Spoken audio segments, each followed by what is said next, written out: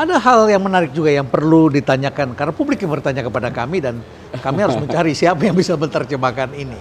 Ya, yang bisa menjawab ini katanya adalah Cak Islah. Jadi belum lama ini Cak Imin datang ke kantor PKS bersama dengan Anies dan kemudian ada pemandangan yang menarik. Ya, di situ kami melihat barangkali ini untuk pertama kalinya bagi publik melihat ada orang PKS memimpin menyanyikan lagunya NU, Yalal Waton. Ya. Tiba-tiba itu bergema di sana dan orang PKS juga bisa menyanyikan Yalal Waton di sana. Ya. Apa pendapat Anda? Ya, itulah politik. Ya. Kalau saya sih, it's all about politics. Jadi, buat kami dari dulu itu, saya sebagai seorang Nahdien dan bukan juga pengurus PBNU, tapi saya seorang Nahdien biasa. Lahir udah NU saya.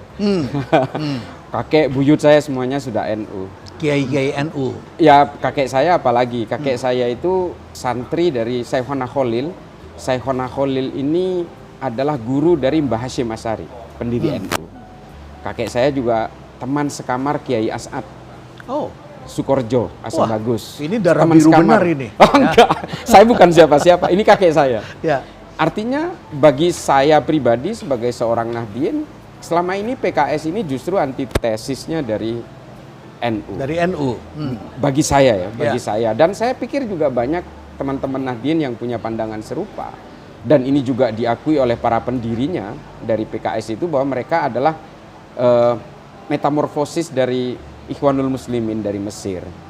Ya otomatis ya jelas dengan NU punya cita-cita politik yang berbeda. Irisannya juga berbeda, ideologinya pun berbeda pasti. Nah tiba-tiba karena kepentingan-kepentingan politik, pragmatis, dia lalu kemudian menyanyikan Yalal Waton yang mau dibilang sakral nggak sakral juga buat NU, tapi itu adalah brandingnya NU sekali. Brandingnya NU, ya. Sangat NU, tapi dinyanyikan. Sementara sebelum-sebelumnya banyak sekali oknum-oknum dari PKS dan juga buzzer-buzzernya PKS itu selalu membantai NU di media sosial. Tapi kemudian karena politik mereka seolah-olah berpura-pura.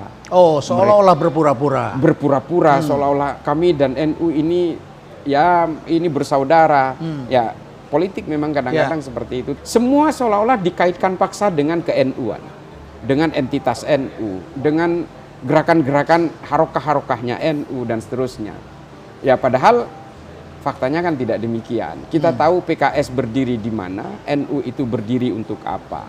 NU jelas tidak punya cita-cita politik yang muluk, hanya menjaga Pancasila saja, Bhinneka Tunggal Ika, dan tetap menjaga tegaknya NKRI. Itu aja kalau cita-cita NU. Apakah ada suatu perubahan di masyarakat yang Anda lihat? Atau sebetulnya tidak begitu, hanya kepura-puraan politik?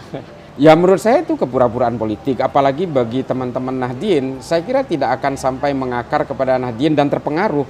Seolah-olah setelah menyanyikan Yalal Waton, ini adalah baiatnya PKS untuk menjadi NU.